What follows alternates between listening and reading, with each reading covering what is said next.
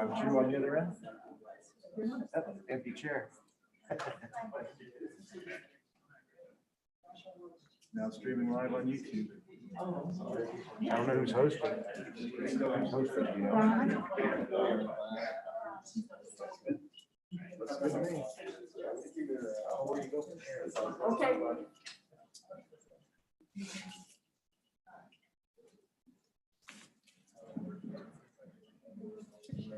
Mr. Chairman, we're up and running. Hey, good morning. We'll call the meeting to order. And can you please take the roll?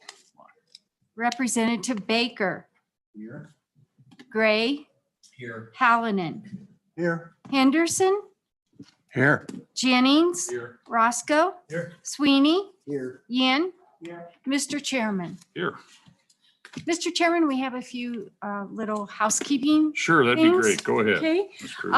Most of you have already turned in your information forms. That's just in case we would need to get in touch with you when somebody wasn't around and we didn't have someone to go to, and this will be kept confidential.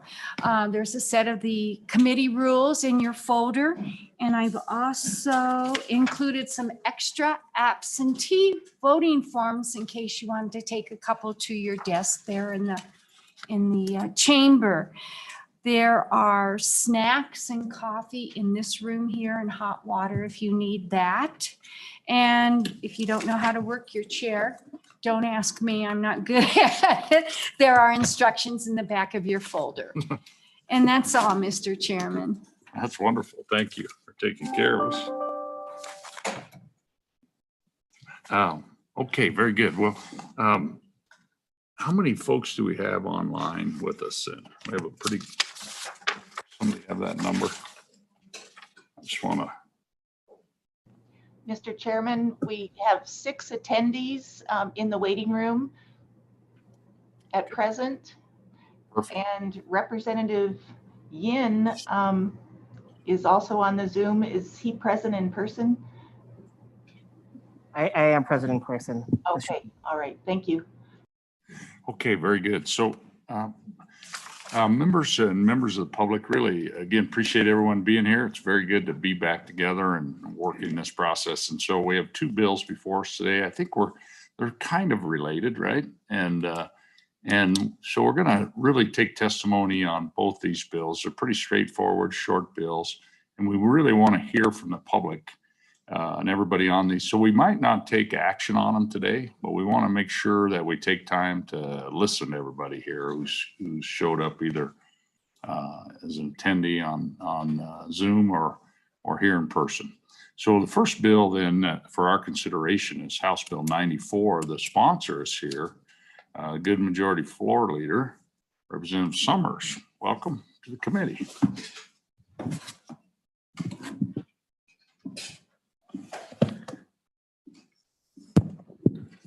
Mr. Chairman, committee members, thank you for having me. And I'd like to present to you House Bill 94. And so what this bill does, it's a really simple bill, and it's just easiest to just turn the page to page 2. And you will see that it adds solar with wind to the wind tax. So it doesn't tax solar any differently than wind. And you'll just see it goes wind and solar, wind or solar, wind or solar down through the line on page 2. And so my reason for bringing this bill, and I brought it last year and actually failed in front of this committee at that time, was I just feel like it's an equity issue. In fact, if I had to do the bill over again, I would have probably added in geothermal. I might have added in some other things, because I do think that we are missing out in the state of Wyoming in getting revenue generated from those non-traditional. I mean, we're getting plenty of it from our coal and our natural gas plants. But I think it is important that these industries pitch in. What's the right level of tax? I've met with the industry, and they're concerned and think it's a kind of a deal killer for solar. And I said, if not $1, then what is it? Is it 50 cents? Is it a quarter? Is it a dime? I'm not so much caring about what level it's put at, but I think it's important that is taxed.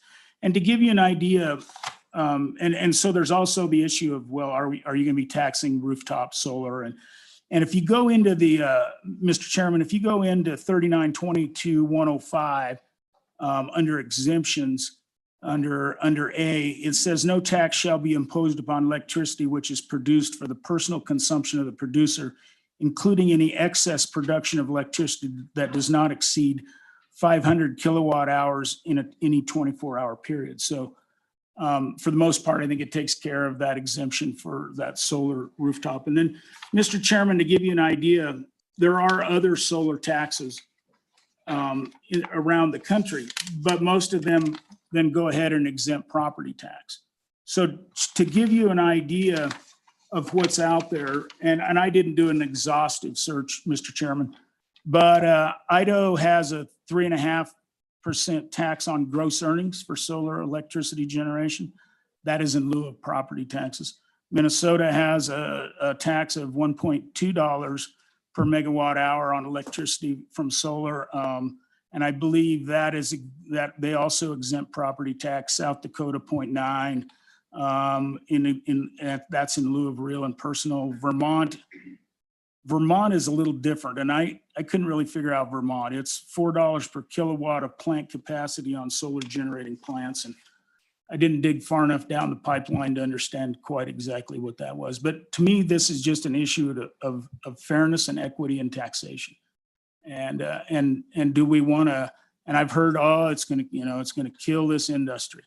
Well, I've heard that about every tax that's come before the legislature in my now coming on 9 years. And you can have an excess tax. And the question is, well, we don't want to kill it now when it's just starting. If not now, when? Right? Do we wait till it's a huge industry and then they go, well, now you can't put a tax on us. We've been in place this long. We didn't know this tax was coming. So it's just, this committee has to think about this as we bring these new industries into the state of Wyoming. Should they be taxed? Should they be taxed differently than we're currently taxing other things? And what's the right solution? And so that's, Mr. Chairman, in a nutshell, that's the bill. And I would certainly stand for any questions. Okay, thank you, Mr. Majority Floor Leader. Are there questions? Committee, Representative Bien. Thank you, Mr. Chairman. Mr. Majority Floor Leader, I appreciate you bringing this bill to us. The conversation around taxation of energy is an interesting one. And it's weird to me that we tax solar and wind in kind of a different way, where we tax it on a flat fee per megawatt instead of a conversation on a tax based on how much either the cost of generation is or the cost of the electricity that comes out of the generation. So my question is, does it make sense to keep it a flat fee per megawatt if the cost of generation could change, like it could become cheaper, which would make the percentage versus the cost of generation when you do it on a megawatt flat fee higher as time goes on, as the cost of generation goes down. So my question to you would be, would you be amenable to figuring out a more fair way to do it on the rate of the cost of generation versus a flat fee based on a per megawatt value? Thank you, Mr. Chairman. Mr. Chairman, thank you. And I think there's lots of ways to do it. I brought this idea simply because it's a really simple, easy bill to get. But I think the question you raise is a really good one. And it is, and perhaps that's why Idaho went to a gross receipts tax. Now, whether they have some exemptions in their law for the cost of operations, certainly we have done that in Wyoming and other places where and certainly the federal government does, right? All of our income tax is, you take a look at what your gross is and you take a look at then what your net is. And I think that is a fair way to look at it is what are the costs associated with that generation, and is that fair to that industry? So if solar cost a lot more per generation than wind, for example, then should they receive that benefit of that analysis? I think that's a fair conversation, Mr. Chairman. Okay. Very good. Any other, Representative Baker?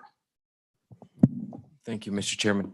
Majority Floor Leader, I appreciate the bill also. And one thing that I have that it's been difficult to nail down for me is, and maybe you can answer this, is where can we find the federal subsidies that are received by these industries? Because maybe it's the question and I'm not phrasing it right or the term, but I never seem to get any sort of answer as far as federal subsidies that are received by either solar or wind. So do you know that information?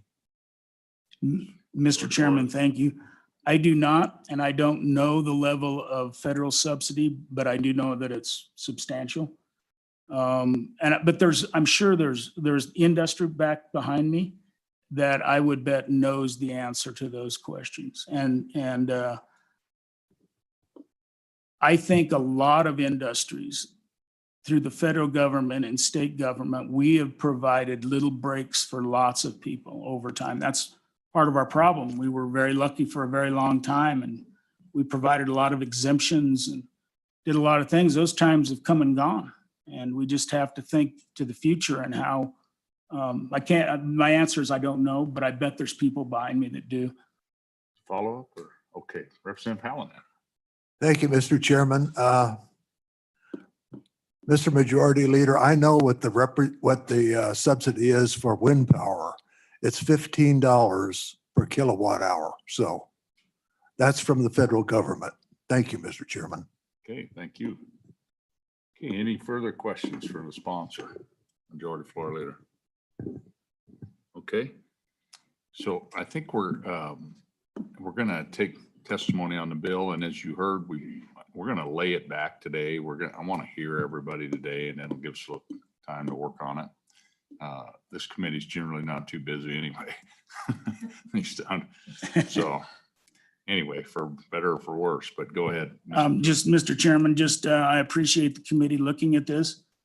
And even if this is not the vehicle, I think it's a discussion we need to continue to have on all of these types of energy. I mean, the good former speaker and I are on a geothermal bill. You know, what's ultimately, if that pans out, how do we tax that in the state of Wyoming?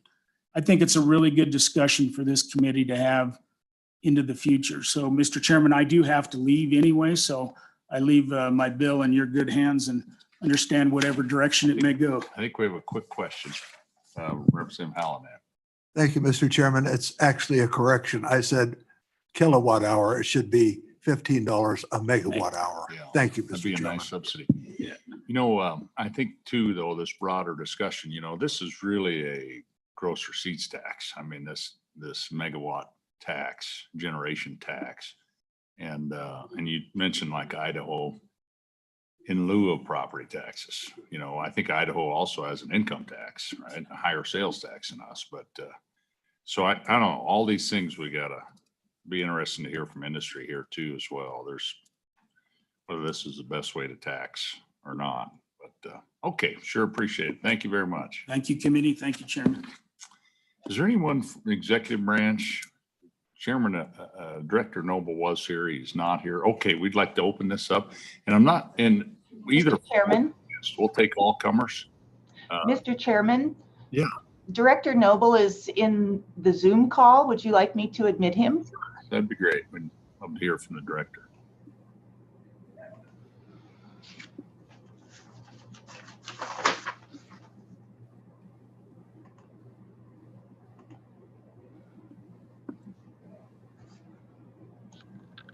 There he is. Good morning, Director. Just wondering if you had any comments and any thoughts on. Morning, Mr. Chairman, members of the committee. I'm Dan Noble, Director of the Department of Revenue. Really, I was here to just answer any questions you may have as far as the administration of the current tax. It's actually it's done fairly easily. We send out an annual report or an annual return to each of the producers on the megawatt hour tax, and they just return it and with their assessed value so that we can determine which county receives their portion of the tax. So it's not a difficult tax to administer. And I I'll just stand for any questions you may have. Yeah. Okay, Representative Sweeney has a question. Thank you, Mr. Chairman. So Director Noble, one thing that I was curious about during conversations during the mill increase for the Public Service Commission, I got a little lost on when you say that the dollar increase or the dollar tax on per megawatt hour on wind. In those conversations, I thought I heard that that really only got collected on interstate and those that were on the covered by the Public Service Commission, if any of that makes sense. So if you're a producer and you're shipping out, say like Laramie River, and that's coal in that instance, but are the other wind projects actually paying the dollar megawatt tax? Mr. Chairman, Representative Sweeney, they are paying $1 per megawatt hour on any electricity that is generated after the 3-year phase in. So it doesn't matter where it's destined for, it is what is produced by those turbines. And it's not, even the utility level producers pay that tax as well. Okay. Any other questions for the director? Okay, Representative Roscoe. Thank you, Mr. Chairman. Director, do we have a number on how many megawatts are produced either by solar or wind in Wyoming in the last year? Do we have a number for that? Mr. Chairman, I can get that for you. I don't have it, at my disposal right now, but I can probably have it before this committee ends its meeting. I'll just have to run down the hall and get it. But we generate a little over $4 million a year in revenue from these projects, and that is starting to increase because as more capacity is being added, there will be an increase in that amount. But currently, I believe $4 to $4.5 million a year is what's generated by this tax. Representative Baker has a question. Thank you, Mr. Chairman, Director Noble. My question relates to the assessment of wind, and I know that the discussion has kind of gone on, but how do we go about getting an accurate assessment of the wind value and the improvements there? Because it seems like that's one of the main points brought up in opposition to this taxes. They pay plenty of other taxes. And I'd love to just further that discussion just briefly, if you could. Mr. Chairman, Representative Baker, there is because of the way that they're structured, and they are state assessed property. It is not valued like your home is. There are 3 different approaches to valuing a state assessed property. And it's done on a unitary basis. You can utilize the cost approach, you can utilize the income, and then comparable sales. 2 of those 3 are used frequently, the cost and comparable approaches. One of the things that makes it a little more complex than your average appraisal is the fact that a lot of these companies do business around the entire country. So we have to separate out the portion of what they're doing business as, for the Wyoming base and create a valuation based on that. I'm not an expert on how the state assessed property is valued, but I know that there is our property tax division has prepared a PowerPoint on how that actually happens. And I can certainly get a copy of that to the committee and to each of you if you'd like it. Okay, very good. Follow up? Thank you, Mr. Chairman, Director. I appreciate that. I guess just to follow up, could you expand a little bit more on the lease and what role the lease plays in the assessment? Okay. And this is my understanding of it. When a lease of property is leased from a landowner, what they do on a state assessed property is that they will capitalize the lease payments to create value associated with what is being assessed. And then it is assessed at 11.5% as industrial property. So what may have been agricultural land initially for this now becomes industrial property, and it's taxed at that rate, the same mill levies, but it's on a different value than what you would with if it was agricultural land. Okay, very good. Any further questions of the director? Representative Gray. Thank you, Mr. Chairman. Director Noble, do you have a list of the capacity by county? Solar Mr. Chairman, Representative Gray, I believe that the nameplate capacity is listed on the report that we do on an annual basis, and I can get that for you as well. And it is broken out by county. Okay, very good. Any follow-up or, okay, any other questions for the good director? Director, appreciate you joining us Certainly. Today. And we look forward to our work together. Okay, very good. I would like to open this up to public comment, and we'll start with folks here in person, and we'll work then to folks in the waiting room. And I think as I look out here, most folks are real veterans of the process. Always direct your comments to the chair, and we'd love you to come on up, whether for or against the bill, and tell us your name and who you represent. We'd love to hear from you, so we appreciate you being here. So go ahead, whoever wants to be first.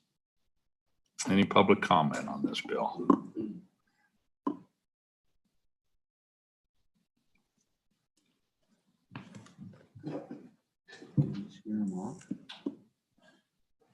Morning.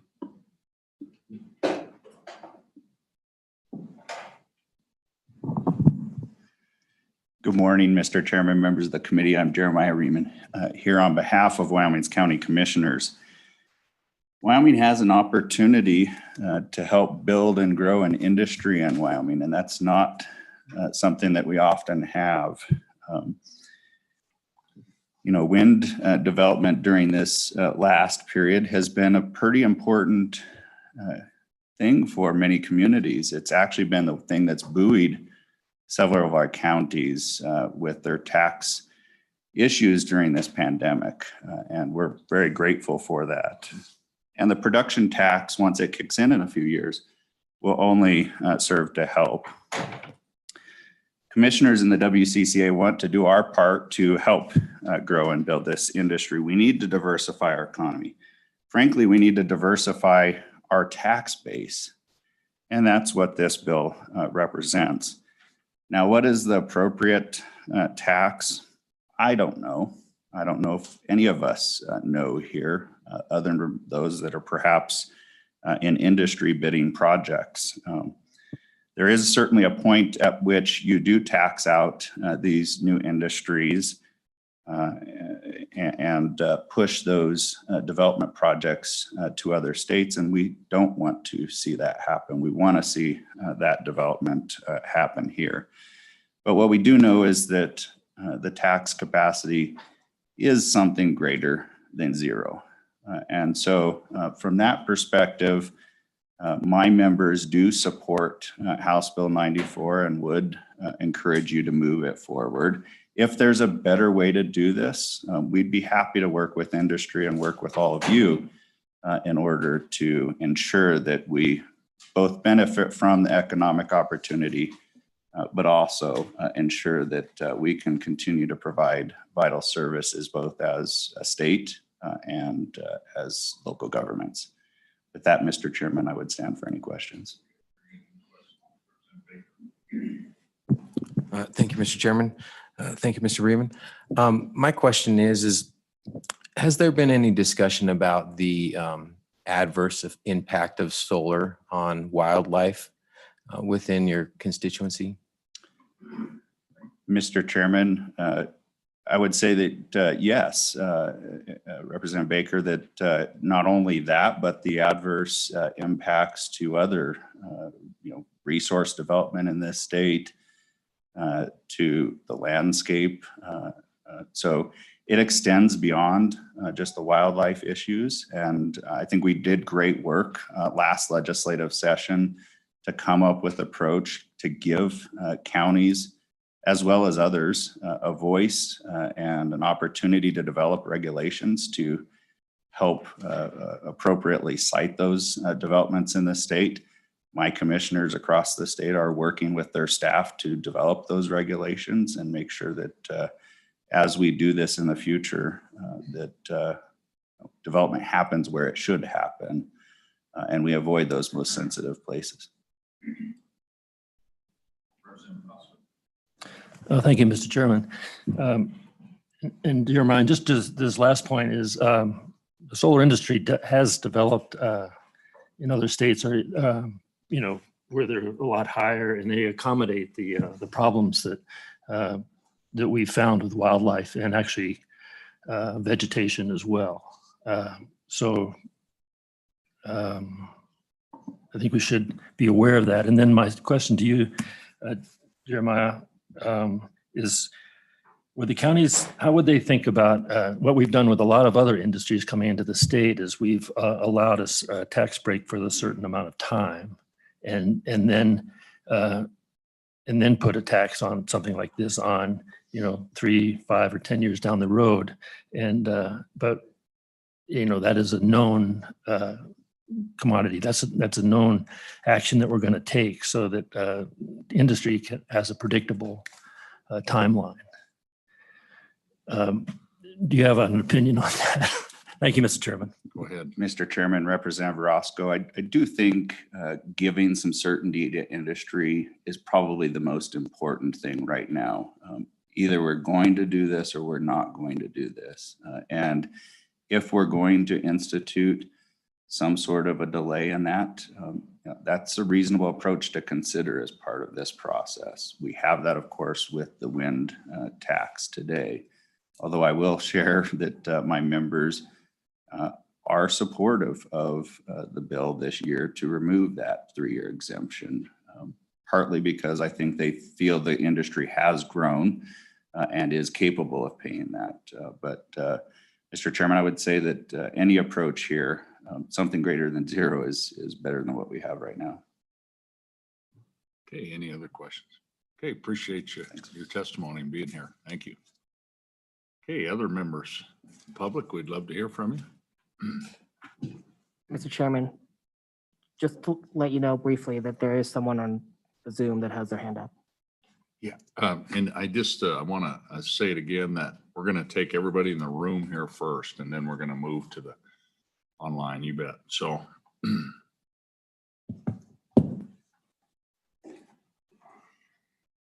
morning. Good morning, Mr. Chairman. Thank you. I appreciate the opportunity to speak today. My name is Ryan Fitzpatrick, and I'm a Cheyenne native, and I'm a developer with NextEra Energy Resources. I'm here to speak about an increase in wind and or solar taxes. So I'm going to speak about both the bills if you don't mind. That'd be great. I'm here to speak today about how an increase in wind and or solar taxes would likely result in Wyoming actually receiving less tax revenue. Increasing taxes now during a time when several neighboring states with similar wind and superior solar resources are competing for renewable projects certainly risks Wyoming losing out on hundreds of millions of dollars in future tax revenues.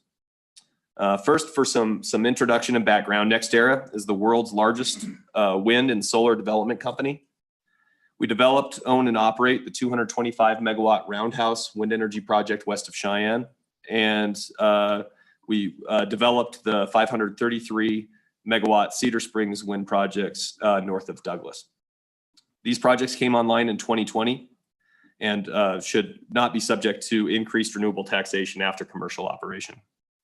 Last year, NextEra invested about $1 billion in Wyoming between these two projects, an investment that will generate about $230 million in tax revenue for the state over their life. This investment kept 550 workers employed in 2020, including about 50 displaced oil and gas workers in our Converse County project. Additionally, the owner of a local road construction firm told me that our project was the sole reason he was able to keep 12 of his workers employed last year. These construction workers are buying local food, gas, staying in local hotels, and further supporting local economies during a difficult year. In fact, Converse and Laramie counties saw an increase in sales tax collections in 2020 over 2019. All of this in a year that devastated the oil and gas industry and one without Cheyenne Frontier Days. NextEra wants to grow these numbers, and we're looking at an additional $4 billion investment in Wyoming in wind and solar projects over the next 4 to 5 years. An investment that would equate to hundreds of millions of dollars in additional tax revenue for Wyoming and its counties. We're here today to ask that this group not jeopardize further investment in tax revenues from companies like NextEra by increasing taxes on wind and solar. Wyoming renewable projects compete with other projects across a multi-state territory. Renewable projects only get built if they can win a power contract with a purchasing utility. Often these contracts are solicited to a request for proposals, or RFPs, to which dozens of companies like mine submit bids for projects cited all across the region.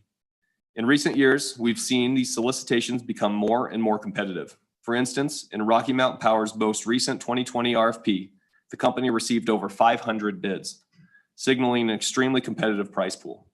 This means that power contracts are literally being won by only a few pennies. I can personally speak to one of our Wyoming projects that lost to one of our Colorado projects by 40 cents in a recent RFP. The Colorado project is currently under construction, employing people and benefiting its local economy in Logan County, Colorado, while Wyoming receives nothing.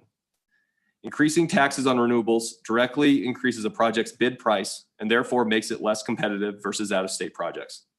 Our neighboring states are incentivizing renewable investment through tax incentives and like abatements and credits. As has been noted, Wyoming is the only state that places 3 taxes on wind in the form of sales, property, and the wind generation tax. While there's no corporate income tax in Wyoming, our internal analysis shows that Wyoming already has the highest tax rates on wind and solar in the region when compared to states like Utah, Nevada, Colorado, and Arizona. In Sunrich, Utah, for example, counties are allowed to offer property tax abatements, and they do, to try to incentivize investment in their county versus other counties in the state. In Colorado, another state with great wind and solar resource, renewable projects receive several tax benefits, including refundable tax credit and favorable property tax treatment. While Wyoming is blessed with many natural resources, including wind and solar resources, and while the utilities do place a certain value on the location of power generating resources, at the end of the day, price is the biggest determining factor in the selection of a power contract winner. Taxes directly impact power prices, and raising them will hurt Wyoming's chances at realizing any increases in future tax revenue from renewable resources. As a Wyoming native, I'm very sympathetic to the challenging financial situation we find ourselves in, and I'm proud to be part of an industry that is providing an opportunity to diversify the state's economy and tax base. I encourage this committee not to consider tax equality with regard to solar taxation, but rather to consider tax policy that would improve rather than hinder Wyoming's competitive position for investment dollars that will actually generate substantial tax revenues over time. To maintain Wyoming's status as an all-of-the-above energy leader, we must keep Wyoming's renewable projects viable and not price us out of the opportunity to keep hundreds of millions of dollars in investment and revenues here in Wyoming. I appreciate your time, and I'm open to any questions. Thank you. Okay, questions, Representative Gray and Representative Roscoe. Thank you, Mr. Chairman. Gentlemen, sorry, I didn't get your name. Mr. Chairman, Go it's ahead. Ryan Fitzpatrick. Mr. Fitzpatrick, thank you. Thank you, Mr. Chairman. Mr. Fitzpatrick, your testimony brought in some of the job creation in our communities on this. So I do think that's relevant to the discussion. I had 2 conversations within, I would say, a 2.5-week period during election season with oil and gas, people in the oil and gas industry that lost their jobs during the pandemic. And both individuals had looked at becoming a wind technician. And I heard the same thing, which is that these wind companies are bringing in individuals from other states. Usually it's Colorado that I've heard in the conversations. So I want to talk, how do the wind technicians, what's the distribution of Wyoming workers versus out-of-state workers for those? And what do we need to do to, we have a certificate at Casper College. I'm pretty sure, is that adequate? Is there some program to get that knowledge out there so that these jobs are created in Wyoming, out there for Wyoming citizens? So that's my question. Thank you. Okay, go ahead. Mr. Chairman. Representative Gray, I think that's a great question. We do work with Laramie County Community College, for instance. We've worked closely with LCCC and their wind technician program. We've actually hired several of their graduates and students to work at our projects that are currently operating in Wyoming. It's not, frankly, I don't have the exact statistics on how many Wyoming based or Wyoming natives or anything along those lines that are working on our operating staff, but we do look to the local wind technician training programs. That they're fantastic technician training programs, and they've been well known by our company for a long time to be able to hire from those programs for sure. Okay, Representative, do you have a follow-up? Can I? Yeah, sure. Thank you, Mr. Chairman. So Mr. Fitzpatrick, just curious, I know you're in Laramie County. Are you familiar with the Casper programs? Is there something there that maybe is lacking as opposed to Laramie County? And also, the oil and gas job, that's a staple of Wyoming, high median income, really secure, and so what is the median income on these jobs? What do they look like on the ground? What do they look like in terms of the workflow? Is it intermittent or is it consistent? Thank you.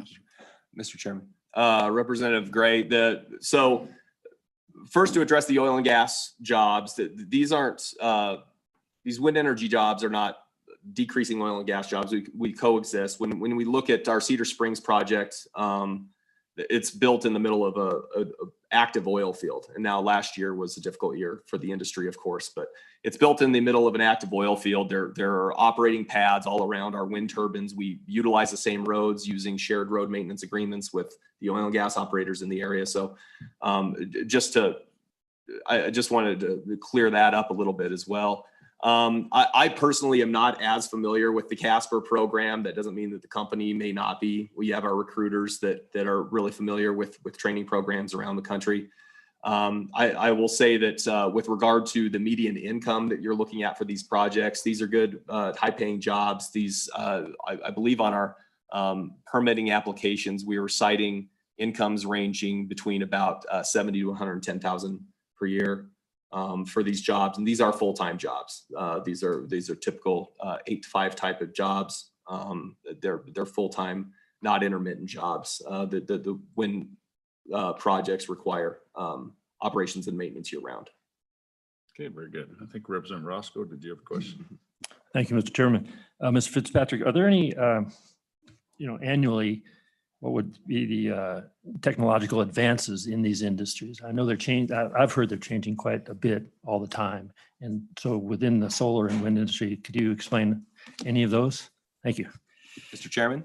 Yeah, the technology is advancing. So is, I would say, efficiency in operation has been advancing rapidly. The price for renewables has decreased by a large margin over the last decade. I believe that I think the number over the last decade in wind is a 70% reduction in power prices coming from wind projects, and that's got to be significantly more than that for solar.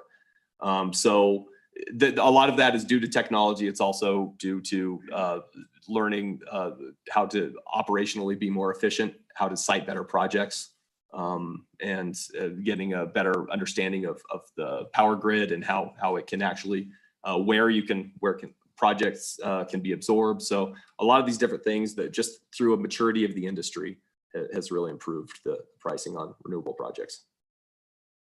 Okay, very good. Representative Hallinan has a question. Thank you, Mr. Chairman. I have a document from the Department of Revenue that is related, has information that was provided by the wind generation companies that says that the wind generation tax in 2019 was 4 million and the ad valorem tax was 10 million. Do you stand behind those numbers? And the fact that those taxes are so much greater, why are you so concerned about this $1 tax increase on the excise tax? Thank you, Mr. Chairman. Go ahead, Mr. Mr. Chairman. Representative Hallinan, I think that's a good question. I can't speak to the tax collections for the state from the industry. What I can tell you, our projected tax revenues that our projects that we built last year would create. It's going to come down when the wind tax kicks in. Our projects that we built last year should generate more or less about $3 million a year in generation tax. And like I said, over the life of those projects, about $230 million in tax revenue for the state.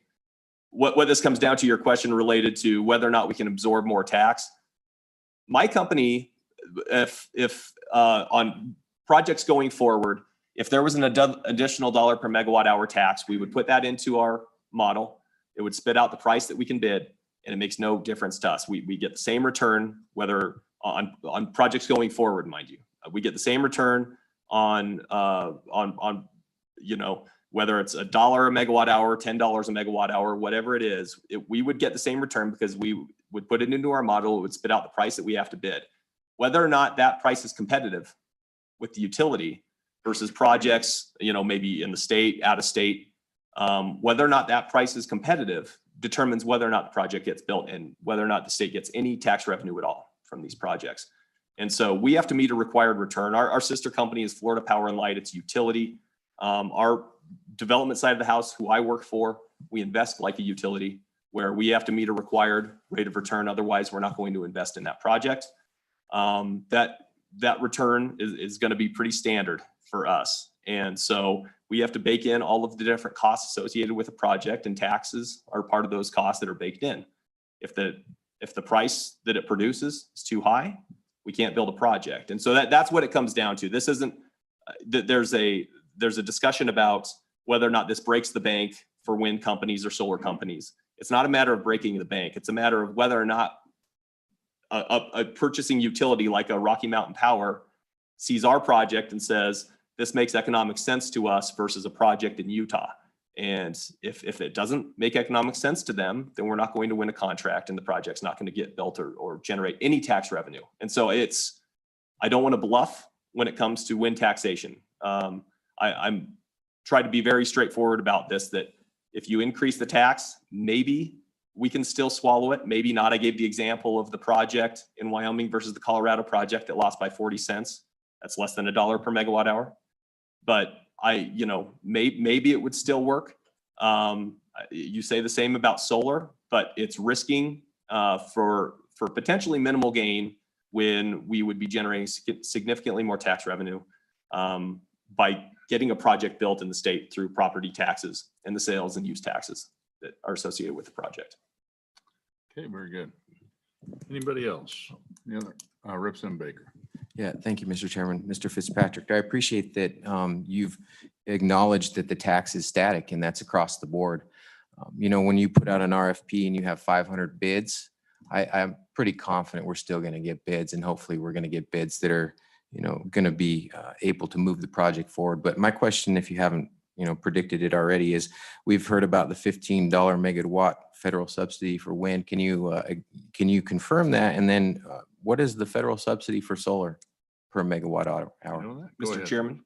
Representative Baker, those are good questions. I can't confirm the $15 per megawatt hour subsidy for wind. It's actually $24 per megawatt hour for wind. It's where it was at 100% capacity, which depending on certain tax situations, you could still qualify a 2021 project for 100% of the production tax credit. It's currently being phased out over the course of the next 6 years. But yeah, the production tax credit for wind, which at 100% value in today's dollars is $24 per megawatt hour. Okay, and then that does get phased out over the next 5 or 6 years, depending on when a project comes into commercial operation. And that all of that value is baked into the model and passed along in the bid price. And so all of that value ultimately ends up with the ratepayer. When, through our bid price, if not for some of the tax credits, which are a performance-based incentive, If not for some of the tax credits, the price would potentially be a little bit higher. And so all of that is baked into the model for the generation. With regard to the solar, that's an investment tax credit that's utilized there. That's currently at 26% of the total investment of a project, and that tax credit comes up front. Again, similar to wind production tax credit, that is also baked into the value of the price that's passed along in the bid and passed along in the contracts, long-term fixed contracts with the utilities. Okay, go ahead, Representative Baker. Thank you. I appreciate that. It's a good information and I do appreciate it. I guess my follow-up would be, and whatever the term is, Green New Deal or whatever, is there discussion going on right now about future tax credits and extending those or increasing the 26% of the total investment? Go ahead. Mr. Chairman, Representative Baker, I'm not privy to any of those conversations going on in Washington, D.C. Personally. So I simply don't know. I believe that I come down to the fact that wind, particularly, that the solar industry is nearly non-existent in Wyoming right now. But wind in particular is, did a lot of good for the state of Wyoming, especially last year. Last year with the sales tax collections in counties that were having a difficult year, wind was particularly good to the state of Wyoming last year and will continue to be into the future. It's also part of all of the above energy mix, and it's not going to be a single replacement for any kind of thermal generation. I'm a Wyoming native. I am sympathetic to all of these things. I believe, though, that wind is just part of the overall energy mix, and Wyoming has a great wind resource, and it has an opportunity to really embrace the fact that it has a great wind resource and be able to generate some good tax revenue from that. Under the status quo, but for every incremental dollar that we add or incremental cent that we add to the tax burden for Wyoming wind projects or Wyoming solar projects, it just makes them less competitive. And I just hope that that's part of the consideration. Okay, very good. And then I think Representative Henderson has a question. Thank you, Mr. Chairman.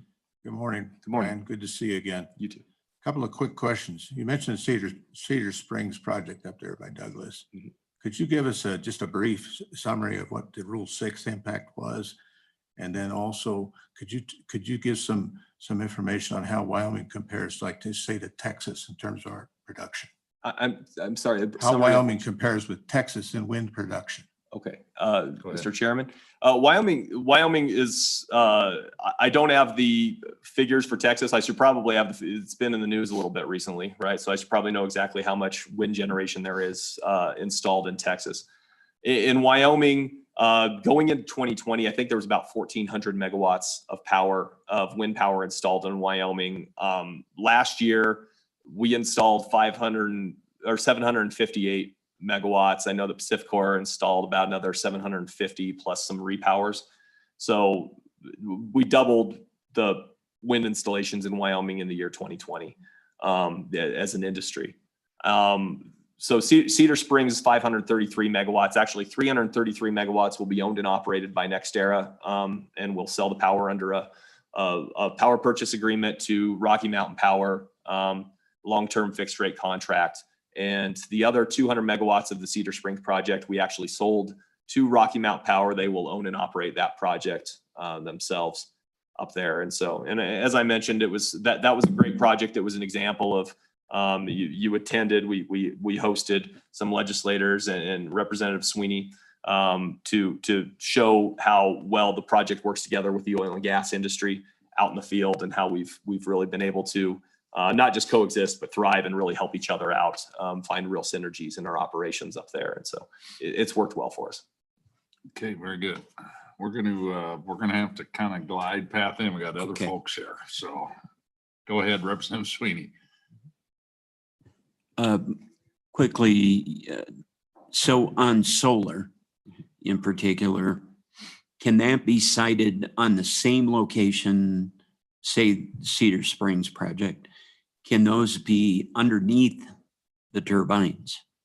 And how does that portion interact with your property tax situation, is that going to be a double dip, or on our side, how might that work? Go ahead. Mr. Chairman, Representative Sweeney, so to answer your first question, underneath is a relative term, but yes, we could cite solar projects within wind project boundaries. You got to be careful about shading, of course. So when turbines cast some shade, so you don't want to, you need to be careful about the shading aspect. But with regard to taxation, I'm not the tax expert from NextEra, and we can get some more information back to you. I do not, I believe that our personal property is essentially taxed when it comes to that, which would be the wind turbines and the infrastructure associated with the project would be taxed at an industrial rate, but I'm also not the entire expert on that. So it would be my understanding that would be the case for solar panels and solar equipment and inverters and the substation equipment associated with the solar project as well. Okay, very good. Okay, I think we've put you on the hot seat long enough. Really appreciate your testimony today. Thank you very much. Okay, other members here would like to comment, please come forward. Yeah, it'd be great. Good morning. Good morning, Mr. Chairman. I'm Matt Michaeli. I'm a lawyer here in town with Holland and Hart, representing several of the wind industry. Where are you originally from? Fort Bridger. Fort Bridger. Fort Bridger, Wyoming. One of my favorite places. Proud graduate of Mountain View High School. Yes, very good. Not that was a leading question. I wanted to take a step back a little bit. You're going to get lots of details from a lot of company officials. I wanted to talk more about tax policy. And you heard Ryan talk a little bit about raising taxes does not increase revenue. And we know that at a gut level, right? But we have several examples of that in Wyoming. And I always use this example. It just so happens my father was the chairman of the revenue committee during all the coal discussions. And we love our coal. I've worked for coal my whole career. But nobody ever asked, why does Wyoming produce 300 million tons of coal a year and Montana 30 million tons? It's because the legislature and the people sitting in that seat at that time had the forethought to think, let's create a tax policy that encourages investment in Wyoming, that makes it more attractive to develop coal in Wyoming than Montana. And because they did that, my kids are able to go to school in the world-class facilities. My kids we all enjoy the benefits that we have of our coal industry in this state because they have the forethought to look at tax from that point of view. I can tell you the same arguments happen. Montana's going to get way more revenue because they have higher taxes. Wyoming's received hundreds of millions and billions of more dollars in tax revenue from coal than Montana did. So we fast forward to the wind industry. And I was also here in 2008 and 2009 when we put in place this initial wind tax. And again, we had a lot of these same conversations. And a lot of people in the wind industry said, this tax is going to hurt us and it's going to push development into other states. I know because I was doing a lot of wind energy work at that time. And so I took a little trip down memory lane and looked. This is a Wyoming Wildlife, Wyoming Game and Fish document that they put together in 2010. In 2010, they say, and I highlighted and I can show it to you, that there were 30 new wind projects that were projected to be built in 2010. I went and pulled an industrial siting overview that was done. Todd Parfit's the name on there. In 2009, there were 15 wind projects that were in the permitting process ready to be built. You know how many of those projects were built after the wind tax was put in place? None. Because, and we just heard that from Ryan, it's a competitive market, right? You're trying to sell power to other people and you're competing against other states. And whether it's solar or whether it's wind, you've got to be able to compete with the purchase price from Colorado, from New Mexico, from Utah, from other states. Now, technology's gotten better. 10 years has gone by. We've gone 10 years without really any new wind development. Finally, we've got to the point where we can compete. We have $10 billion worth of wind projects that are now once again in the pipeline, ready to come to this state. We're hearing the exact same arguments. if we put another dollar on top of these contracts, it makes us not competitive. So right now, wind projects, and I'm talking about wind mostly, but these same things apply to solar. Wind projects pay taxes under 3 different ways: property tax, generation tax, and sales tax. It's $10 billion that's planned to come here over the life of those projects over 20 years. It's almost $1.5 billion in revenue for the state. If we don't have the foresight, and if we force these projects to other states, where's that money going to come from? I don't want an increased sales tax. I don't want a property tax, increased property tax. I don't want an income tax. But if we forego this $1.5 billion that's ready to come here, where are we going to get that money from? So I'll let the people behind me talk more about the specifics. But my point is, as you're thinking about this, as you're developing tax policy, take lessons from those that have come before you. Build a tax policy that makes Wyoming attractive for investment. The best way to increase revenue is to make Wyoming a good place for investment, to grow business and allow revenue to come through those means. Thank you, Mr. Chairman. Stand for any Okay, very good. questions. Thank you. Any questions for Mr. Michael? Okay, we appreciate I your have good a work. question. Okay, Representative Hallinan. Thank you, Mr. Chairman. On the other hand, we have all of these wind development projects that have been built in the last 10 years, and they've done so with this $1 excise tax. So how do we explain that? Mr. Chairman, with all due respect, we haven't, right? So from 2010 to 2020, there were no projects built. And in 2009, there were 30 that were planned. And a lot of times they say, well, that's because of transmission. And then I should have said, also in this industrial siting plan, there were 3 transmission projects in the permitting process. And I was working on those as a lawyer. We were working on getting transmission built. When that tax came in at that time, we priced Wyoming out of the market. And it took a decade to catch up. So here we are today, and now you heard, we are building now. And there's a whole industry ready to come. As you make decisions, we need to be careful not to repeat the mistake we made in 2009 and have another decade of no new development. Okay, follow up. Thank you, Mr. Chairman. This 30 projects that you say that are online, can you guarantee that if we don't put this $1 tax on these projects, that they will actually be built here? Go ahead. Mr. Chairman, Representative Hallinan, I mean, nobody can guarantee anything, right? And nobody's here to say that. What we can say, and what you heard industry, and you're going to hear from industry all day or all morning, these contracts are decided on pennies on the megawatt hour. And they just testified that they lost one over 40 cents. So if you add $1, that makes you less competitive. So to build a project, you have to be able to sell your power.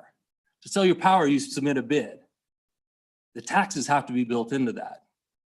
And again, I'll let the industry experts get into that, but I know adding $1 makes us less competitive, and there will be projects that will be lost over that dollar. Okay, Representative Roscoe. Thank you, Mr. Chairman. I'll try to make it quick. Mr. Michael, how do you think the wind industry would respond to a graduated tax arrangement, and over how many years would sort of work for the wind industry so that they knew what was coming? And you don't have to give me those exact numbers now, but that would help greatly, I think, the committee. Thank you, Mr. Chairman. Go ahead. Mr. Chairman, Representative Roscoe, certainly uncertainty in any business, in any time you're investing money, uncertainty is a huge hurdle, right? That's probably the biggest one. And again, I'm keep saying this, but I'll defer to the industry experts to talk about exactly what taxes or it can be. I would say whatever that looks like, what you need to do is look at what other states are doing and make sure we're better, or at least as good. There's a 2016 study from the University of Wyoming that shows right now with the $1 tax, and again, I don't want to, I didn't bring, I can get it to you, but we're worse than, Colorado and some of our neighboring states. And their conclusion was a dollar tax would put us uncompetitive. Okay. Okay, well, we appreciate you being here. Appreciate your testimony. Okay, thank you. Next.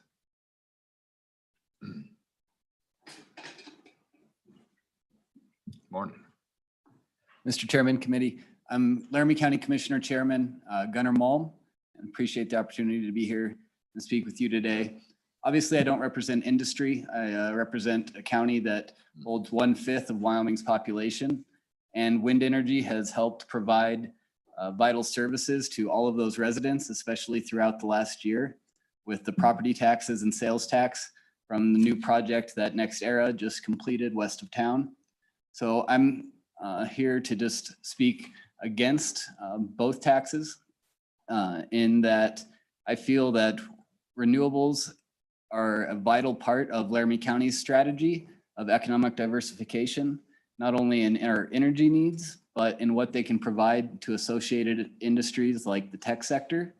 And so I would just ask you guys to oppose these two bills and allow renewables to continue to expand in Wyoming and in Laramie County. So happy to answer your Okay, thank you, questions. Commissioner. Any questions for the commissioner? Okay, we appreciate you being here. Thank you. Thank you.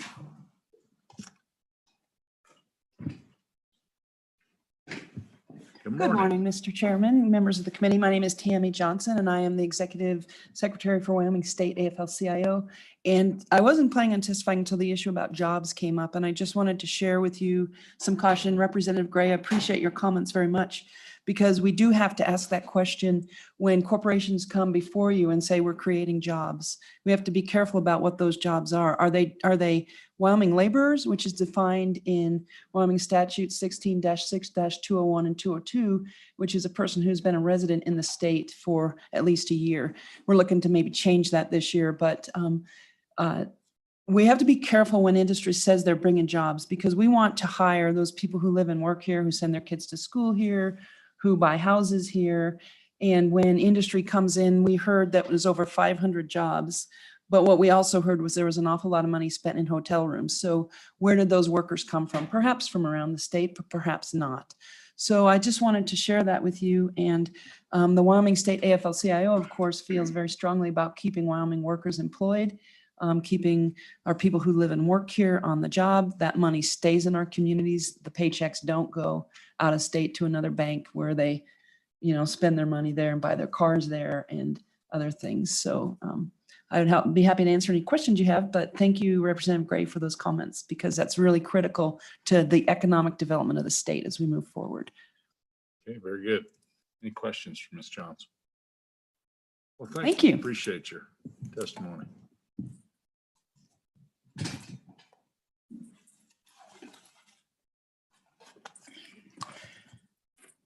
Good morning, Mr. Chairman, members of the committee. My name is Rick Kaysen, and I'm speaking on behalf of Rocky Mountain Power. And I believe all of you are very familiar with Rocky Mountain Power, so I don't believe you need a formal introduction of any means. And Mr. Chairman, I will try to keep my comments brief and go forward. Rocky Mountain Power is opposed to any kind of a price increase, and that's based on the backs of our customers. We've all heard, we've known this for the number of years, any type of a tax increase is going to be eventually borne by those customers. And that's regardless of the resource that is used to produce electricity, be it wind or, I'm sorry, Mr. Chairman, I should have mentioned my comments are going to be on both bills. Sure. I apologize for that. No, that's fine. So again, any increase would be on that resource to generate power, be it wind, solar, natural gas, coal. So again, across the board. A little bit background on Wyoming electric rates, and they are among the lowest across the United States of America. And I think that's something that we should not forget. Rocky Mountain Power's average Wyoming rate is 7.11 cents per kilowatt hour lower, and that's approximately 34% lower than the national average, which is 10.83 cents per kilowatt hours. And so I think that's important, again, for the customers. It's important for you to know as well. The company's average rate is 10% lower than the average rate in Wyoming, and that's the second lowest in Wyoming.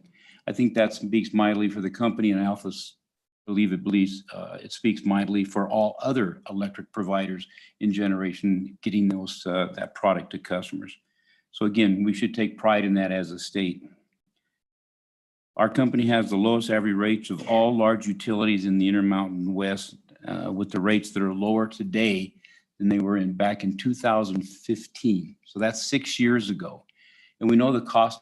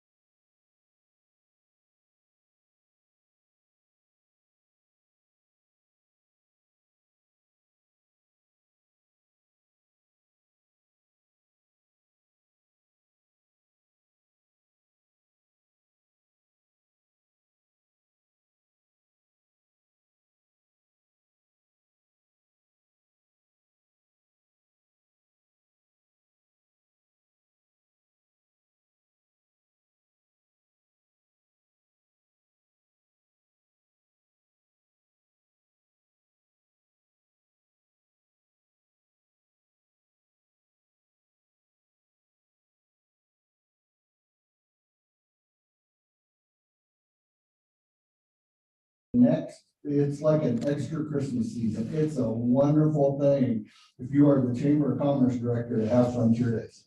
But because a large wind project was being built outside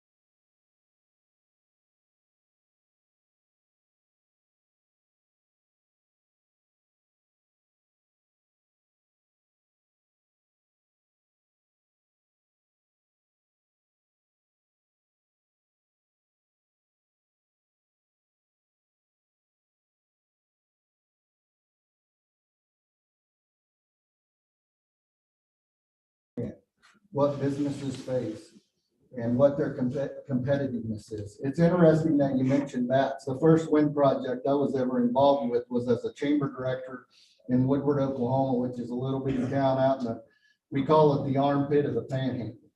And one of the things we dealt with there was Mexican free-tail bats. Right, so I get it, it's a balance, because if you're in a rural community, certainly tourism, hunting, these other things are huge impactors. Right, so a lot of thought has got to go into how we balance all of these different kinds of industries.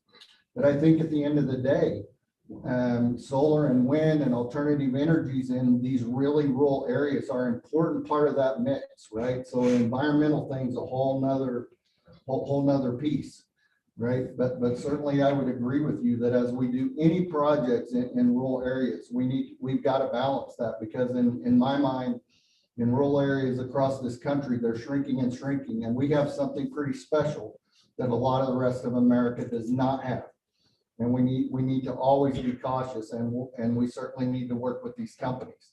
But that opportunity that we might pass up because we increase the tax and another state doesn't, could be the difference of somebody's child being able to stay in their communities and stay on the ranch rather than have to go somewhere else to look. So certainly you bring up some important topics that we need to visit about with some seriousness. I think our mics are back on. I think all of your mics are on.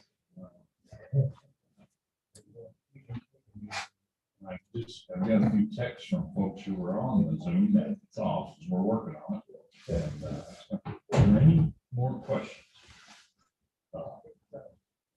Next is Sindberg. is my top Steenberg. Well, really appreciate.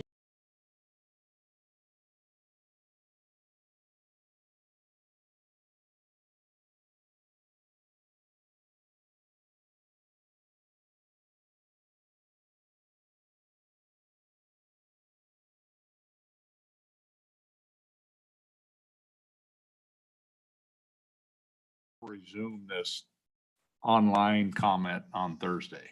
So folks will have an opportunity to comment. Good morning. And Good you know, are morning. you okay? I mean, we got a little activity going on. Is Yeah. everybody okay? Oh, okay. Okay. Just so you have our full attention, just so you know. Okay.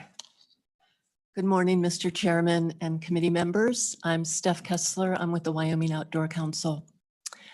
I'm here before you today because we care deeply about our state having a thriving economy. And we know that our state budget also needs new revenue.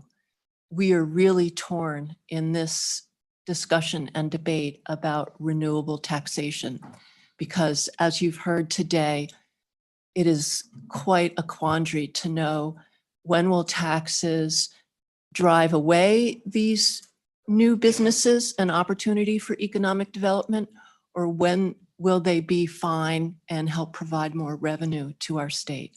It's a really tough conversation, and we appreciate you taking the time to do this. I think what we have at least concluded now is that we don't think the production tax on renewables is a good way to go. And I'll just give you an example about that. And we would encourage this committee, along with others, to maybe think about having a much more robust interim conversation about taxation of large-scale renewables because of this. Wyoming's tax situation is that it charges a fixed per megawatt cost.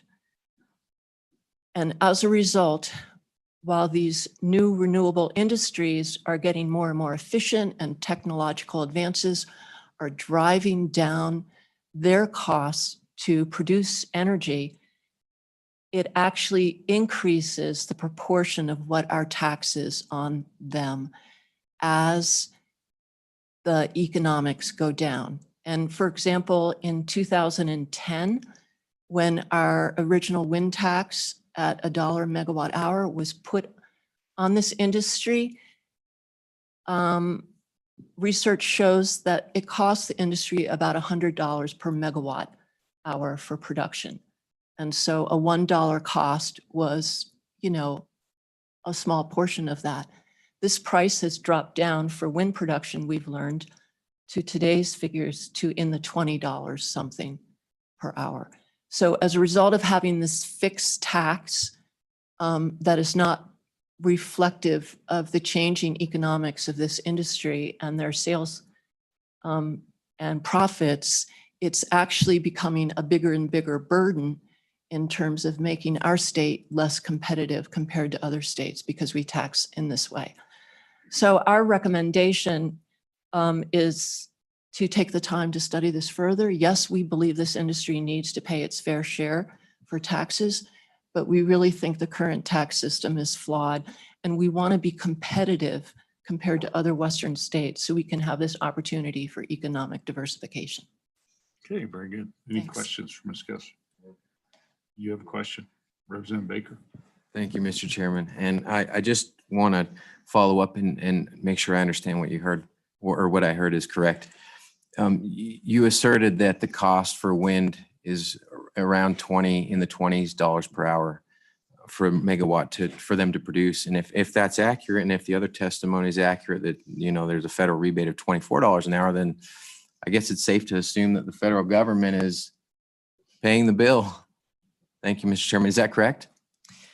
Mr. Chairman and Representative Baker, I was quoting to you some figures that I pulled out of prices I found in some analysis that were unsubsidized. So that's the best I can tell you. I'd be glad to follow up and try to give you more detail to answer your question. I just am not unable to right now. Okay, thank you, Ms. Kessler. Any questions? Okay, well, we appreciate you being here today. Appreciate your comments. Thank you. Are there other folks here who would like to provide public comment? Okay, not seeing a rush to the mic. I think, can we move to the Zoom? Are there any folks still there, or did they come back, or? Mr. Chairman, I have three individuals in the Zoom waiting room with their hands up. I will admit the first one, Mr. Chris Brown. If you would like to instruct anyone else in the Zoom waiting room to raise their hand, I can admit them for testimony.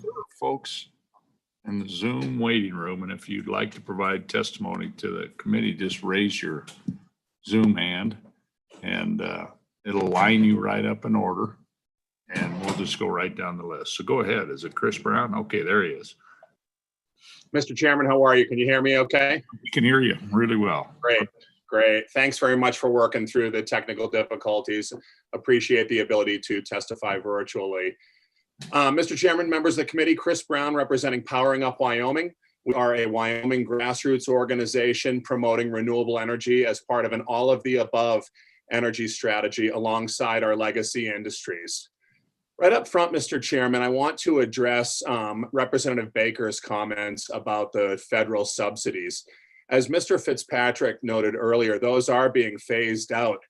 But it's important to remember that every state receives those federal subsidies. They're not unique to Wyoming. And so penalizing renewable energy here in the name of federal subsidies still makes us less competitive with our surrounding states that also receive those. I also wanted, Mr. Chairman, to note that solar does currently pay sales and property tax. We stand opposed to both House Bill 94 and House Bill 108. Mr. Chairman, according to the Solar Energy Industries Association, 25 states offer various sales tax exemptions for solar energy.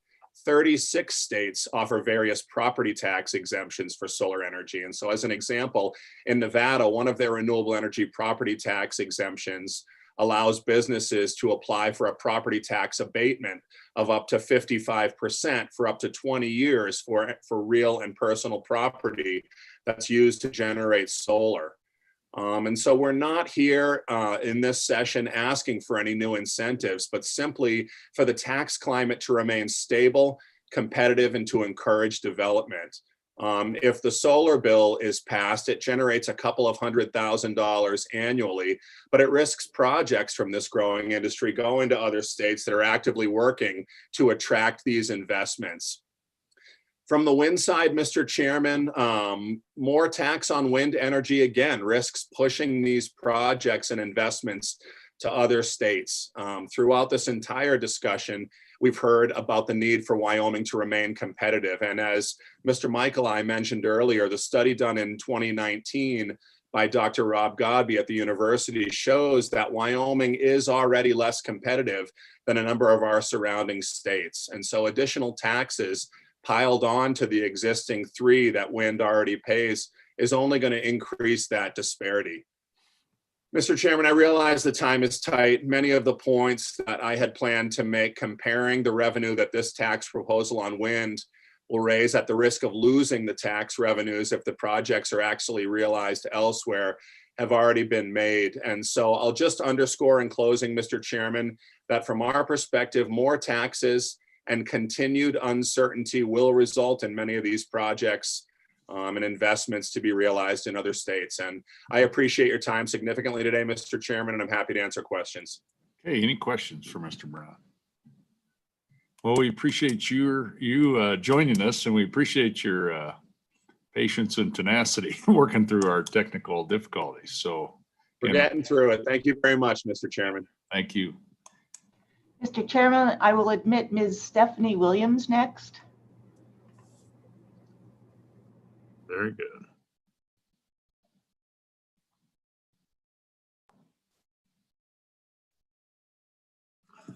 Good morning.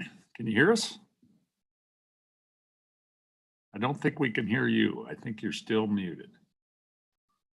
The quote of 2021, you're muted. Good afternoon, Chairman and members. My name is Stephanie Williams, and I'm with Interjex Renewables. Interjex Renewables is a renewable energy company and the owner of Boswell Springs Wind Project, a 320 megawatt wind project located in Albany County. Should we be successful as shortlisted on the Pacific Core RFP, we will be bringing $2.2 million for up to 30 years to Albany County. It's a $54 million total contribution to the county, whether the economy is humming along or facing serious recession. Think of it like an annuity. Boswell Wind is a permitted but not built project, and the 3-year repeal was not baked into our prices. We focus on local hire, and just finding 250 workers will be a challenge. Let me tell you about our consistent workflow. As we are a local hire company, we focus on making sure there's local hire. Boswell alone will represent an investment of $450 million to Wyoming.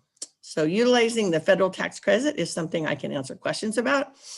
We were part of a very large neutral energy effort on federal tax credits. And the last tax credit that actually was moved through Congress also included carbon capture and storage. It was neutral and relatively bipartisan. So I don't think the federal tax credits apply only to renewable energy, and that is demonstrated in the bill that passed. Our project has 250 well-paying jobs. The labor compensation is $16 million over a 31-month construction period. And just in sales tax alone during construction, it's $7.6 million, which is why the 3-year grandfather on the tax was put together in the first place. We're bringing such a huge local benefit to the state. It makes sense to give a 3-year break.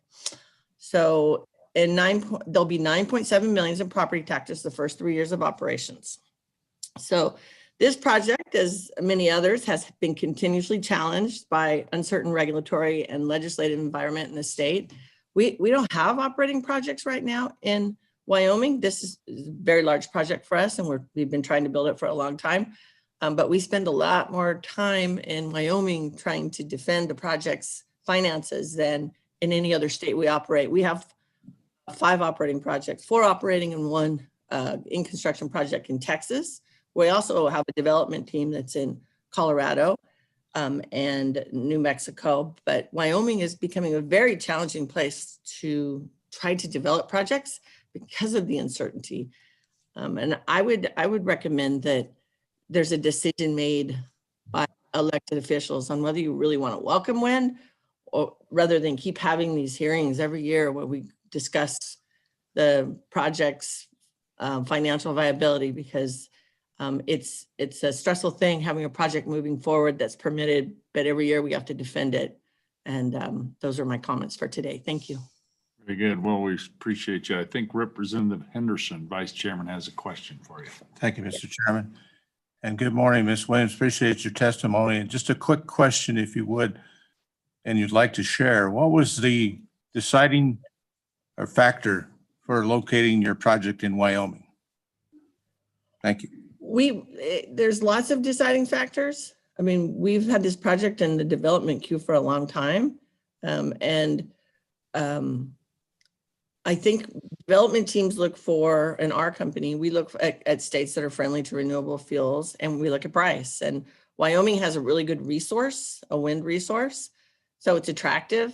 And the tax issues weren't prevalent when we started looking. I mean, there's certain states that sometimes appear to be hostile to renewables, and those are states you really don't want to go spend money developing in, because you're going to get to the end of the road, spend a lot of money, and somebody's going to pull the rug out from underneath you. Kind of like today, we're sitting here with the price we've quoted for power, and now people are talking about changing, the financial model in the state, which could make our project uncompetitive. So what we don't want to do is go to places where there's risk, because financial markets won't loan us money. So when you have these risks coming up every year in the legislature and these interim hearings, and they end up in the paper, your financial partners kind of look and say, I don't know if we want to loan you money, or maybe the terms of money loaned aren't as great.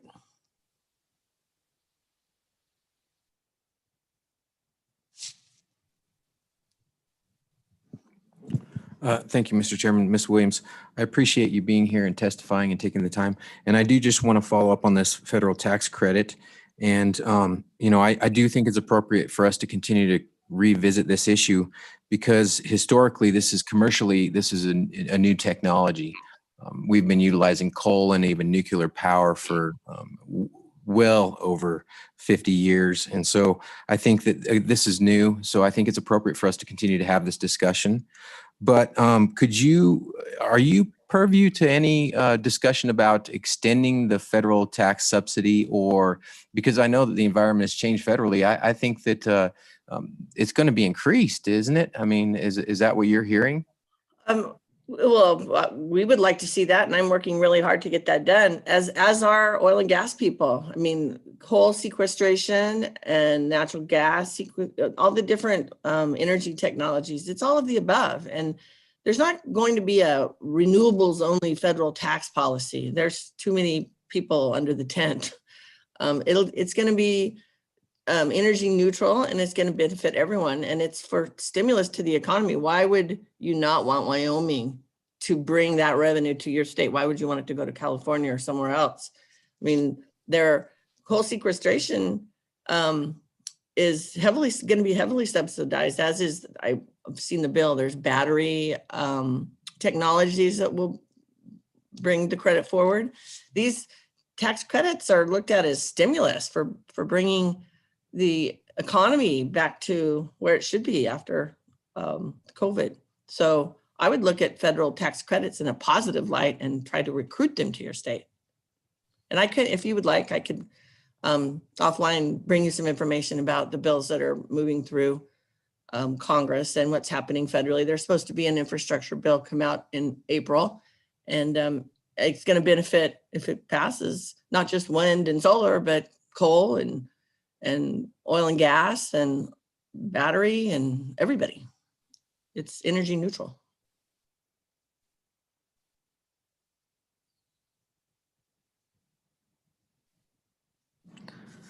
Thank you, Mr. Chairman. Ms. Williams, so I've got a couple questions on the jobs point. You brought it up too. In my community, it's just, I get a lot of questions about it. So you said in this Albany County project, it's 250 jobs. And you said you're local first. So what does that mean though, 250 jobs? Is that across the build out, or is that post build out the number of full-time employees on the project? What does that mean? 250? What point in the project is that? Thank you. I have another project I'm working on right now in Ohio, and we are also building a project called Griffin Trail in Texas. And we have a hard time. We put ads in the paper. We'll be sending them to your offices because we have a hard time getting enough workers to fill the need we have on these projects. So what we do is we put ads in the newspaper. We're recruiting, feverishly to get enough workers on the site. So I don't think you can imagine the scale. And in places like Wyoming, where there's not big population centers, it's hard to find enough people, and they're going to have to come other places in the state. It's really expensive to bring people from out of state. That's a last resort. I mean, you want to find local people. So you will find, if we're successful and we go to building this project, that we'll be coming to you and asking you to send things out to your constituents, putting ads in your newspapers, and really trying to participate in the local scenario. Okay, very good. Is there a follow-up? Do we have time? How many more do we have? We're at 9:40, so about 10, 12 minutes, we're going to shut it down. Okay, go ahead. We got time. Thank you, Mr. Chairman. So I understand that point, and you mentioned that earlier. I'm more interested in the numbers. I kind of want to understand how this numbers out. If you don't have it, it's okay. But you said the 250 number, and I'm just curious: is that full time, first of all, and is that post build out? Is that across the entire length of the build out? Is that and how does that if it's post build out, how does that break down technicians versus all the other parts of the project? I'm trying to understand this a little more because that's my question. Okay, so it's 250 jobs and it's over a 31 month period. And so there's different phases to the project. So we have different kinds of technicians coming in at different times. And so we'll build up to, let me give you an example of one that's going on right now where we said it was going to be 500, and at the peak in August, we were at 900 and short. And so it fluctuates during different segments of the project. There's different tasks that have to be done. And I'd be happy to put together something for you and make a picture of the different segments and get it to you if you'd like. Yeah, that'd be great. I think one more follow-up. Thank you, Mr. Chair. I appreciate it. Ms. Williams, really quickly though, post build out after the 31-month period, when everything's humming and everything's, turning, is there a number approximately how many jobs happen post build out after the 31 months? Thank you. Yes, I don't know if I have that here. I can get it for you though. I think 10, I do, I have it. It'll be an additional 10 full-time and 5 contractors providing technical skills and operations. So I do have that. It's in our permit too. Okay, so very good. It's a large project. It was 320 megawatts. Yes. Any other questions? Well, thank you for joining us. We appreciate it. Thank you. Mr. Chairman, would you like me to admit the next Zoom participant? Yeah. Okay. Mr. Tom Darren. Okay.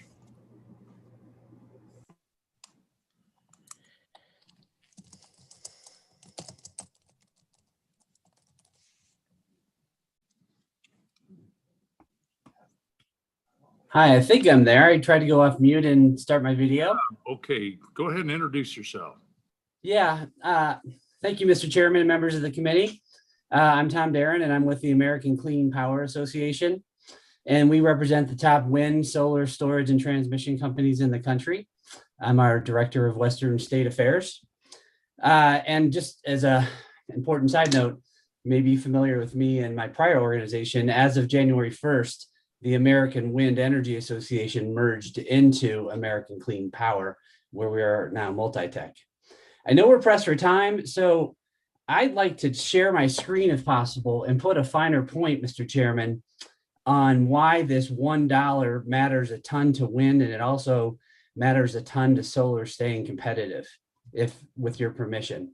Well, if it's possible, I'm not running the Zoom. I know I don't want to risk. I appreciate getting through the technical challenges earlier, but I did share my screen back in December when, to Stephanie Williams' point, we have this conversation every 2 months in Wyoming across Revenues Committee, the Minerals Committee, and Corporations Committee. We would like to put this to rest, and as a higher level point, we pay generation tax. As Mr. Neal talked about, we pay property taxes and we pay sales and use tax in Wyoming. This is not about not wanting to pay tax. We're just trying to create a stable business environment in the state and certainty. We just don't want to keep on having this conversation every 2 months about a fourth tax or raising one of the 3 I just mentioned. But let me try to share my screen. Mr. Chairman, I did enable it so Mr. Darren can share his screen. See what we got here. I don't think he can hear us. I can hear you. Can you hear me? Okay. Yeah. Okay. Sorry, I pause you for a minute there. Just pause. Now, can only people on Zoom see my hold on a screen? minute. Hold on just a minute. We've got about 4 or 5 minutes, and we got some other folks who want to testify, and so we can see this kind of. I think it'd even be more effective when you're done if you can email that to the entire committee. You can just do it right on off our website. Got it. House Rep Committee. And I want to respect giving other people time. So I'm just going to hit 2 points from this screen and raise a couple more, and then I'll stand down for questions. Back in 2017, 2018, Excel in Colorado put out an RFP. We've heard a lot about those requests for proposals. Wind had 96 bids. The median price was $18.10 a megawatt hour. It's right here on Excel's report on the screen. Solar in that same RFP had 152 bids, Mr. Chairman and members of the committee. And the median price back a few years ago was around a little less than $30. That's why a dollar matters. We're competing with wind and solar in other states. And generally speaking, utilities will go out in tranches and probably add 2 or 3, multi-megawatt projects at a time. And they're getting hundreds and hundreds of bids from solar and wind and now solar, wind, and storage combined. And they have an appetite for 2 or 3. So right off the bat, 97% of the bids in the RFP are going to fail. They're not going to get on the short list. They're not going to get a power purchase agreement. They will not be built. So if Wyoming is talking about $18 wind, mid-20s solar, and wants to add $1 there, you're making it uncompetitive. And a project in another state is going to win that RFP and get built. Needless to say, if it's not, if the PPA is not awarded to a project in Wyoming, there will be no project and no revenue. And we're turning down that revenue opportunity to another state.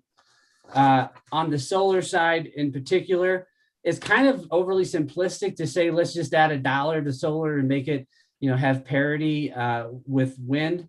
A deeper dive, we've heard Mr. Michael talk about this, is when we added the $1 to wind back in 2010, we had about 1,400 of megawatts of wind in the state. 9 years later, we had 1,480 megawatts. We barely built a new project in 9 years. Do you really want to do that to solar? Do you want to, we heard yesterday in a committee that 4 multi-megawatt, 100 megawatt projects of solar are going through the ISC process from the DEQ. We heard this yesterday in this legislature. We have a potential to expand our economy, not just wind, but solar. So if you want to add that $1 to solar and do what you did to wind back in 2010, you're really turning down a whole new economic diversification strategy for the state. And I just add real quickly that the installation rate in Wyoming on solar is not as good as in Utah and other states, and it doesn't produce the megawatt hours like our wind does. It's a good resource, but wind is our world-class resource in this state. So some other reasons, not just to quickly jump to let's just add the $1 to solar. I think I'm gonna wrap up there and just again mention that we're the only state in the United States of America that has all 3 of the generation, sales and use, and property taxes. Other states might have the generation tax, but they do so in lieu of some of the other taxes. We heard about that. So it's not that we don't want to pay taxes, it's just that we want to be able to pay those 3 I just mentioned. And of the projects that are in the permitting queue now, that will be $1.5 billion in new revenue over the next 20 years if we can stay competitive. So I thank you for the opportunity to testify, and I'll take any questions. Okay, very good. Any questions? Okay, well, we appreciate you joining us today. And if you want to email that to us, that'd be great. Okay, thank you. All right, thank you. Anyone else on the? Mr. Chairman, I'll admit Ms. Lisa Johnson. Okay, very good.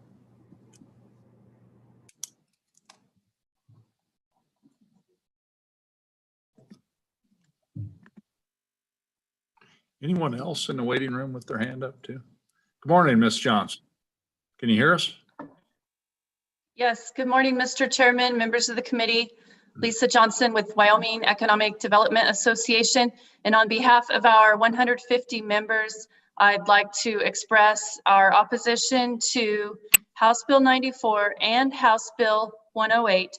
And I'll just make a couple of brief comments. We support tax policy that allows Wyoming to remain competitive and energy production from alternative sources. And this industry diversifies our energy portfolio and it helps to expand our tax base. And that's really what economic development is all about. I've heard previous witnesses talk about uncertainty, and that is concerning for us. We think that this bill does hinder the ability of Wyoming to generate new economic activity, and it potentially risks billions of dollars of new capital investment in Wyoming, as you've heard. And we would really like this industry and all industries to be certain that Wyoming is a positive place to do business And so that's why we ask you to vote no on both of these bills. So thank you. Okay, thank you. Are there any questions for Ms. Johnson? We sure appreciate you sticking with us today and your testimony. Thank you. Thank you. Okay. Mr. Chairman, I'll admit Mr. Nate Bluen. Perfect.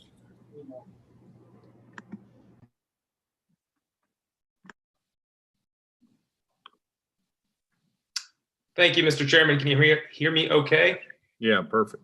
Great. I will be very quick this morning.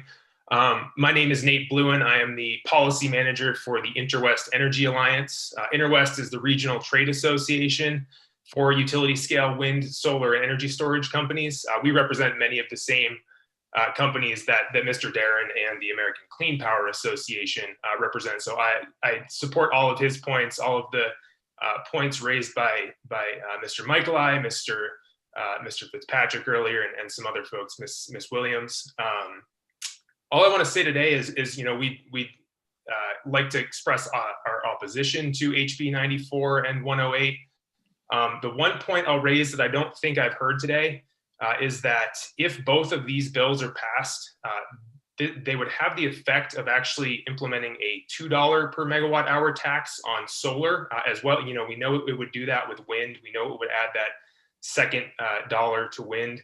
It would also, the way the statute is written, it appears raise that solar tax from, you know, what is now $0 to $2. So that would be a huge deterrent to a new industry in Wyoming, one that could certainly bring some needed revenues. So with that, I'll close it off in the interest of time this morning, and I'm happy to take any questions. Thanks. Appreciate you joining us.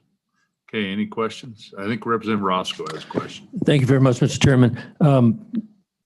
Thank you for the testimony. And I was just wondering, I think this committee is looking for some help in finding that that competitive rate and taxing on into the future, the certainty we would gain from it. So if you could email us any information on other states, our competitors, if you could help us out, the committee, that would be very much appreciated. That goes for everybody that's spoken in the last 4 or 5 times. Thank you. Okay, very good. Thank you for joining us. Mr. Chairman, would you like me to admit the next person? Okay, I'll admit Miss Lisa Lenows.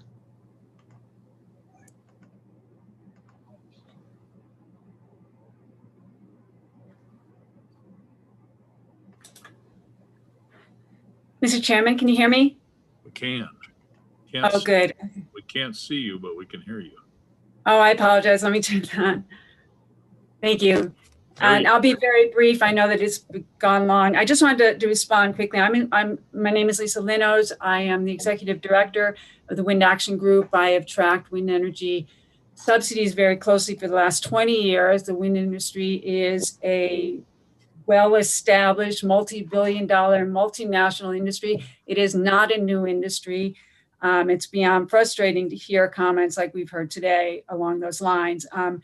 To the point about the production tax credit, it is a $25 per megawatt hour benefit that is paid for by the federal government, i.e. taxpayers at large in the United States. Every megawatt that's installed in Wyoming based on current capacity factors receives nearly $1 million in tax credits. That's every megawatt. So it is quite valuable to the wind industry. It is scheduled to phase down, but any project that was constructed, it started construction before the end of 2016 and placed in service by the end of this year will receive a $25 a megawatt hour subsidy. The industry is arguing that it cannot afford an additional dollar. I think that, let me make clear that what we're hearing today is they're going to have to raise their prices. Yes, that is one way in which to accommodate an additional tax.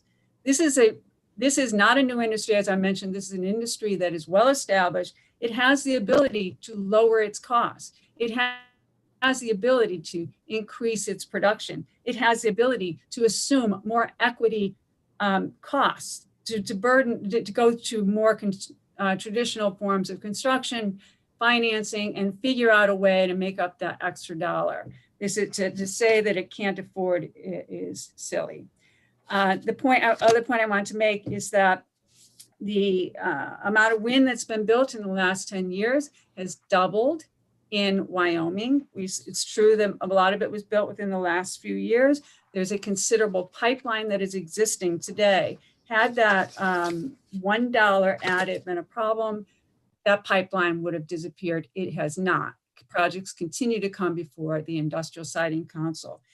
The other point I wanted to make, if the current $1, with the exception, the 3-year exemption in place, the current $1 tax represents 4.6% of total capital costs for a total construction costs of a project. Back in 2010 or thereabouts, when it was put in place, it was actually, that was 11.6%. So project production has gone up, project costs have gone down. The $1 is a minimal cost, and actually it's simply should be viewed as a reduction in the value of the PTC. If you double it and go to $2, it will represent 9.2% of capital costs. Still something that can certainly be absorbed. A stick is being put at the committee and the state of Wyoming, being told that no wind will be built if you add this additional $1. I disagree. I think that I have a slide that I don't know if you could see, but it shows the amount of installed capacity in the surrounding states that do not have mandates for renewable energy. Colorado has a mandate for renewable energy. We're going to see a lot of renewable energy built in Colorado because of that mandate, and also in other states. But if you compare the amount of capacity operating in Wyoming, in North Dakota, South Dakota, other surrounding states, it's comparable. The bottom line is it's not the tax that is holding back wind energy in the state, it's lack of transmission. And that has to be looked at. And I would urge you to look more closely at the reasons why, if the belief is wind is being held back, it's not, I believe it's not the tax, it's lack of transmission, and you will see an explosion of more wind once the transmission issue has been resolved. Thank you. Okay, thank you for joining us. Are there any questions? And we appreciate you hanging with us. And there are a few folks out there. We are up against a hard break, and we'll continue. Those folks who have waited so patiently online, we'll continue this again on Thursday. And so everybody will have a chance to comment. Okay, any questions? We sure appreciate you joining us this morning. Thank you so much. Thank you. Okay, so we'll lay these bills back and continue this on Thursday. Appreciate everybody being here today and all your thoughtful comments. We'll keep working. Thank you.